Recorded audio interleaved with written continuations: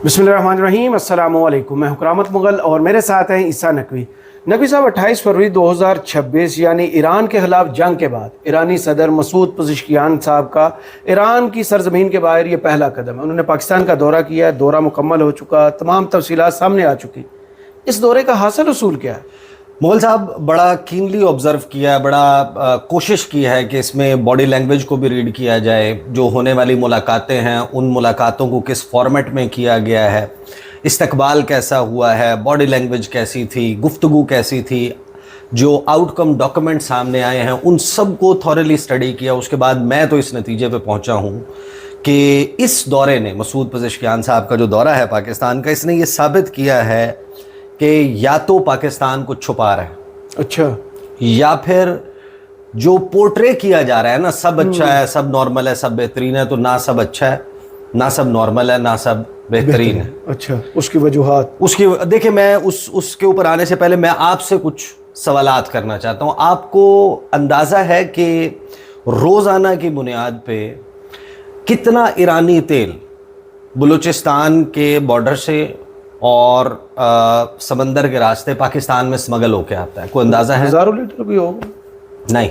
अच्छा, it is somewhere between 5 to 6 million litres daily.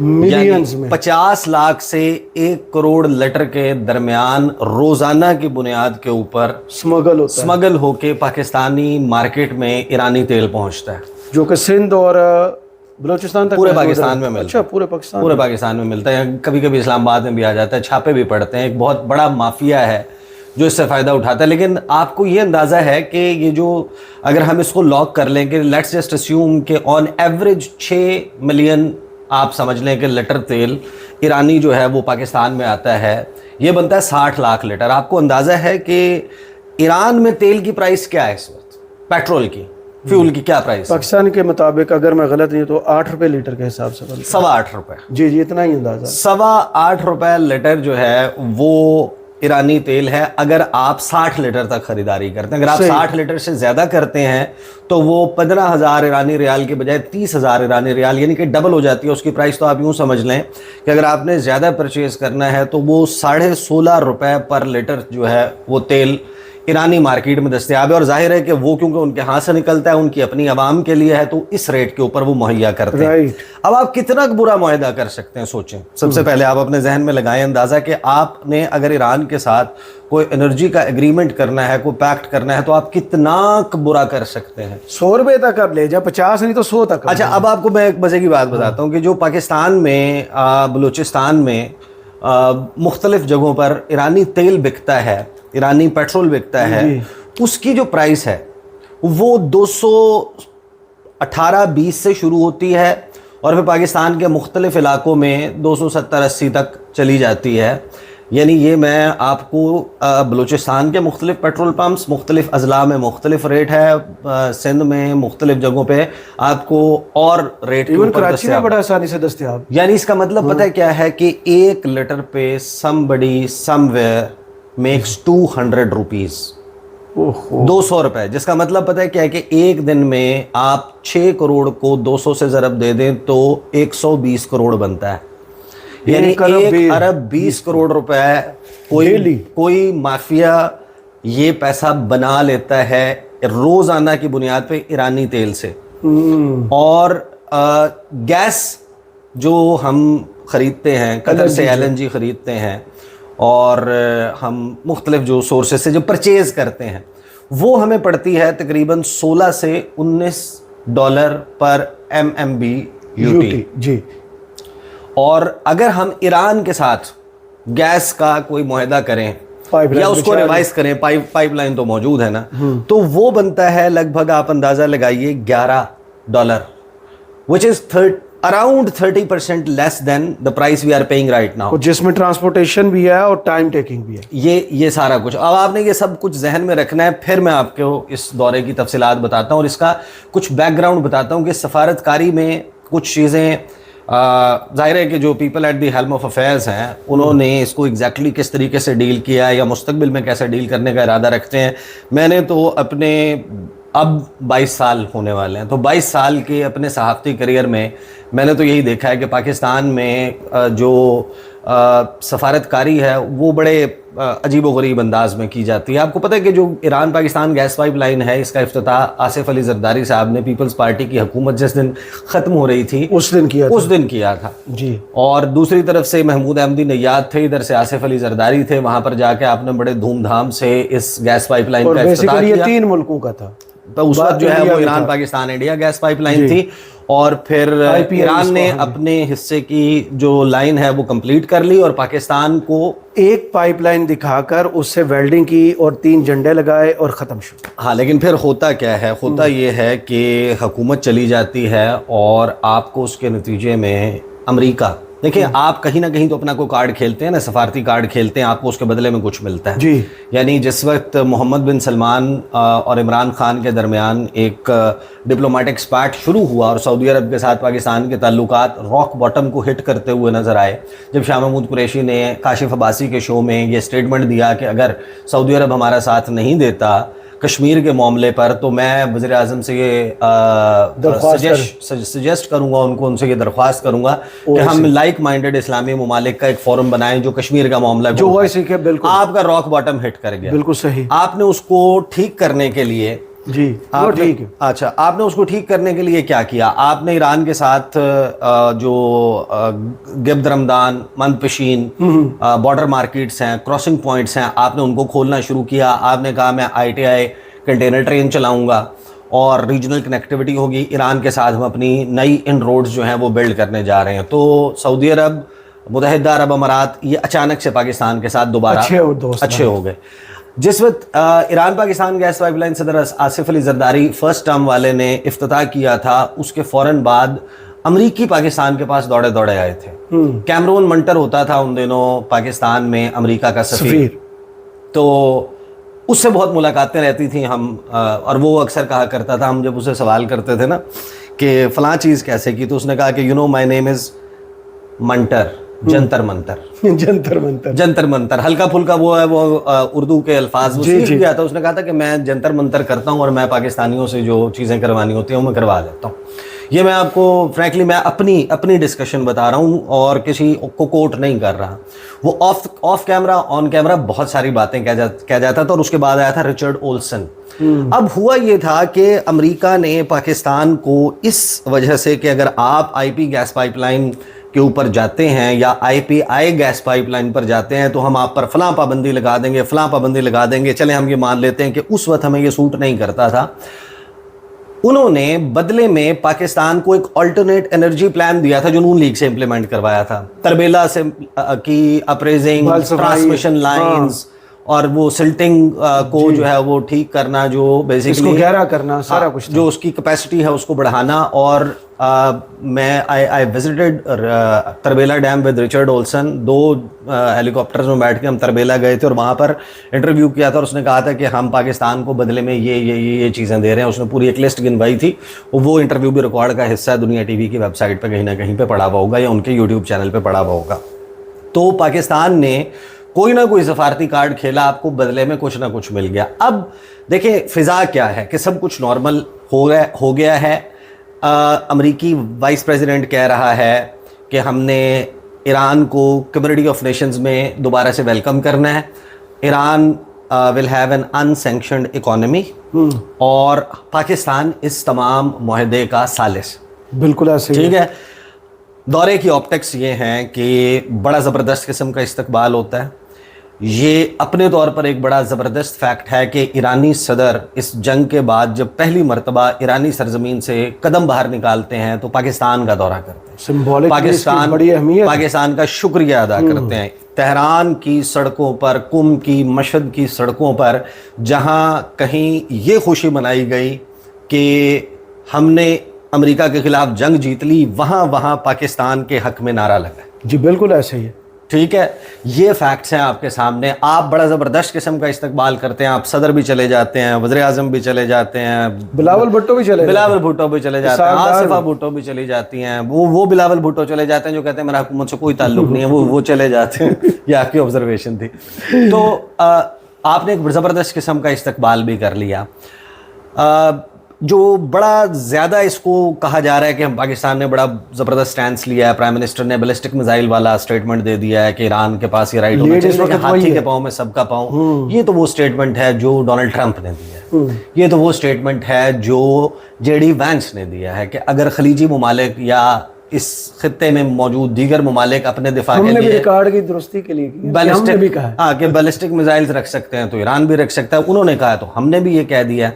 Pakistan کا long standing جو سٹینس رہا ہے ایران کے نیوکلیئر پروگرام پہ وہ یہ رہا ہے کہ Iran like any other country in the world has the right for civil nuclear technology, for peaceful purposes کے لیے نیوکلیئر ٹیکنالوجی کا حصول ایران کا حق ہے. پاکستان کی یہ اسٹینڈرڈ پوزیشن ہے, آپ اس کو ریٹریٹ کریں. آپ اب میں جب 3 خبریں دیکھتا ہوں, ایک فیلڈ مارشل سید آصم منیر نے جو کال آن کیا ایرانی صدر کو, اس میں ایک جگہ پر آ کے شائبہ آتا ہے, کلیئر بات کہیں پہ نہیں ہے کہ پرائم منسٹر کے ساتھ جو میٹنگ ہے اس کی جزیات, ہونے والی ٹاک, اور صدر آصف علی زرداری کے ساتھ جنہوں نے افتتاح کیا تھا, جو پیپلز پارٹی کریڈٹ لیتی ہے کہ ہماری آزاد خارجہ پالیسی کی نشانیوں میں سے ایک نشانی یہ ہے کہ نشانیوں میں سے ایک نشانی یہ ہے کہ ہم نے ایران کے ساتھ دیکھیں, ہم نے تو گیس پائپ لائن معاہدہ کیا, اس کے بعد ہم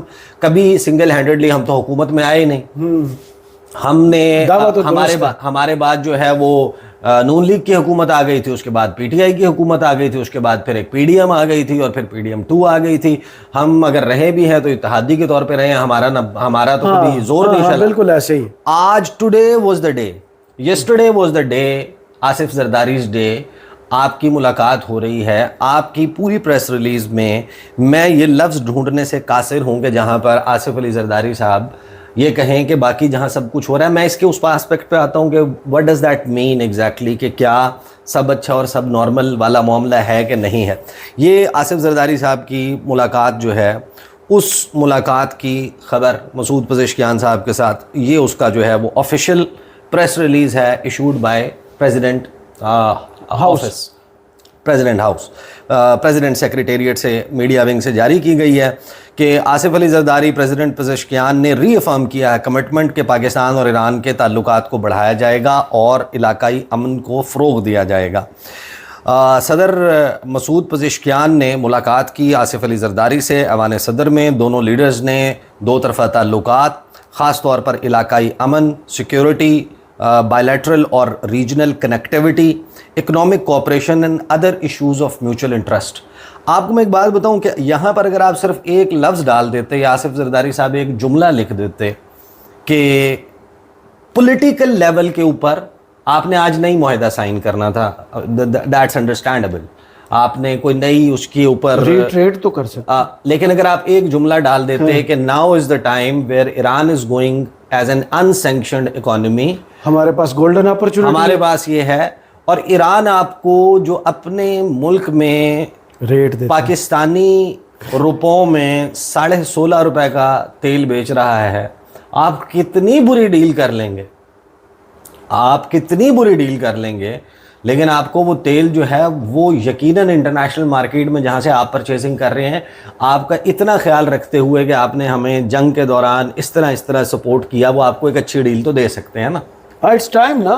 اور government of Pakistan instead of this whole smuggling cartel جو یہاں پہ ایگزسٹ کرتا ہے, ٹیکس کر کے بہت اچھا پیسہ بھی کما سکتی ہے اور لوگوں کو ریلیف بھی دے سکتی ہے. وہ اس والی حکومت سے زیادہ مضبوط ہو, آپ کی بجلی جو ہے وہ سستی ہو سکتی ہے, آپ کی گیس کا بل 30% کم ہو سکتا ہے, آپ کا جو فیول ٹینک جتنے میں بھرتا ہے اس سے 2-3 ہزار روپے کم میں بھر سکتا ہے. یہ آئی ایم ایف ہمیں اجازت دے گا؟ نہیں, اب تو ہمارے پیٹرول اور وہ ہے, لیکن پیٹرول اور اس کی قیمتیں تو وہ طے کر دیتے ہیں. چلیں آپ ٹھیک ہے نا, وہ تو آپ کو لیوی کا بتاتا ہے نا, لیکن جب آپ کا بیس پرائس ہی اگر آپ کا نیچے آ جاتا ہے, آپ اپنے ہاں ایران کو یہ کنونس کرنے میں کامیاب ہو جاتے ہیں کہ یار چلیں ہمارے پاس جو ہے وہ آپ کا جو تیل ہے اس کی ریفائن کرنے کا ہمارے پاس سامان موجود نہیں ہے, ایرانین کروڈ آئل کا, تو آپ $400 ملین لگا کے اپنی آئل ریفائنری بھی یہاں بنا دیں, آپ سے جتنا بھی تیل آئے گا آپ نے سعودیہ سے لگوانی تھی گوادر میں وہ لگا دیں, آپ کو وہ $400 ملین کا بل بنتا ہے تو آپ وہ لگوا لیں. یہ آپ کو پریس ریلیز میں کہیں نہیں ملتا. جب ہم اس پریس ریلیز کو پڑھتے ہیں, بلاول بھٹو زرداری بھی تھے, محسن نقوی بھی تھے, طلال چودھری تھے, سینٹ کے چیف وپ تھے, مانڈوی والا تھے, عاصم حسین جو ہیں وہ سابقہ جو پیٹرولیم کے منسٹر ڈاکٹر عاصم حسین, آصف زرداری صاحب کے بڑے قریبی, وہ وہاں پر موجود تھے. دو طرفہ تعلقات پہ بات ہوئی, بردرلی تعلقات پہ بات ہوئی, national unity, sovereignty, territorial integrity, آپ کو تمام کی ورڈز اس خبر میں مل جاتے ہیں. لیکن اس خبر میں نہیں ملتا تو نام نہیں ملتا Iran Pakistan gas pipeline کا یا انرجی کے حوالے سے نئے کانٹریکٹ کے اوپر. پولیٹیکل لیول پہ آپ آج کنسنسس کا کہہ دیتے ہیں. ورسٹ کے سینیریو کیا ہوتا, امریکہ آپ کو کہتا ہے کہ نہیں یار آپ نے یہ نہیں کرنا, ابھی معاملات ٹھیک نہیں ہیں, لیکن آپ نے ایران کے ساتھ نہیں کرنا. ہم آپ کو دیکھیں امریکہ کا طریقہ کار کیا ہے. امریکہ کا طریقہ کار یہ ہے کہ اگر آپ نے زور لگا لیا کہ ہمیں سول نیوکلیئر پروگرام چاہیے اور آپ وہ لینے کسی امریکہ کے حریف کے پاس پہنچ گئے ہیں, تو امریکہ آپ کو صرف منع نہیں کرتا, آپ کو کہتا ہے ہم آپ کو آپشن دے دیتے ہیں نا, ہم آپ کو فرانس سے دلوا دیتے ہیں.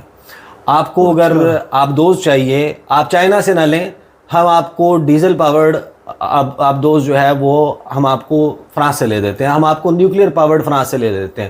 آسٹریلیا کو لے کے دی ہے نا جی, تو ان کا طریقہ کار ہے یہ. دے جسٹ لائک, یہ ایسا نہیں ہے کہ وہ صرف آپ کو منع کر دیتے ہیں, وہ آپ کو آپشن بھی دے دیتے ہیں.